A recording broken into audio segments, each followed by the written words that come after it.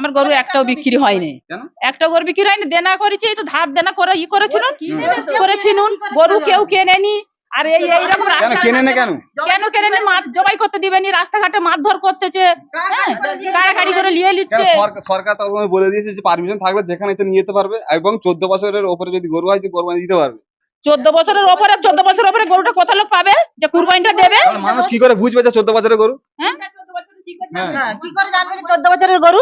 আমরা যে এত লোন তুলে যে দেনা করে কার দেওয়ারের জিনিস কার বোনের জিনিস এইসব বন্ধ দিয়ে আমরা লোন তুলে নিয়েছি, আমরা করেছি, তাহলে আমরা এই গরুগুলো কি করবো? তাহলে আমার যে গরুগুলো আমাদের ব্যবসা, আমাদের সিজন ব্যবসা, আমরা কুরবানি দিই, আমার 5 জন কুরবানি দেয় বলে মুসলমানরা কেনে, মুসলমান হিন্দু সকলেই চাষ করে, সকলেই ব্যবসা করে। এবার এদের ছেলে মেয়ের পড়াশোনা করা হয়, এদের নিজেদের খাওয়া দাওয়া হয়। এবার আমরা এইগুলো দেনা পাওনা সুদ পাই, এগুলো বিক্রি করে। তাহলে যদি কুরবানি না দিতে আমরা কি করে এরকম এগুলো কি করবো আমরা? এমনটাই অভিযোগ। অনেক কষ্ট করে মেহনত করে এই জিনিসটা সাজিয়েছে, বিক্রি যদি না হয় মানুষ কোথায় যাবে? কি যদি না বিক্রি কি করবে? আমরা কি করবো এগুলো নিয়ে? তাহলে মোদি জায়গার ব্যবস্থা করুক। সরকারের কাছে কি বার্তা দেবে? সরকার আবার কি করবো? সরকার যে নির্দেশটা করেছে সেই আমরা কি করবো? আমরা কি করবো?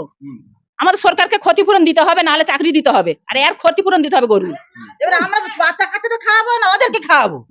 তাহলে একটা গরুর পিছনে খরচা হয় অনেক টাকা খরচা। একটা গরু সারাদিনে 10 কিলো করে একটা গরুর পিছনে ডেইলি 300 টাকা করে খরচা, ডেইলি 300 টাকা করে একটা গরুর পিছনে খরচা।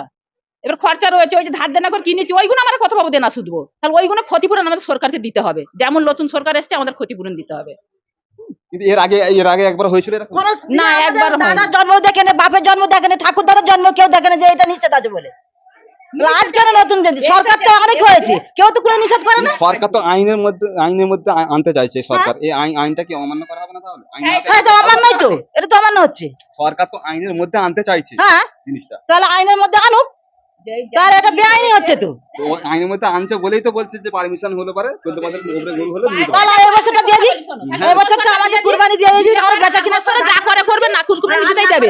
এই বছর সাথ দিয়ে দিই। এনাদের বক্তব্য একটাই যে এই বছরটা সরকার আমাদের একটু করুক। আমি সেই গরুগুলো দেখাবার চেষ্টা করবো আপনাদের। আপনারা দেখুন সেই গরুগুলো, এই যে গরু, এইসব গরিব মানুষ, অসহায় মানুষ, এনারা অনেক কষ্ট করে মেহনত করে এই গরুগুলো পুষেছে।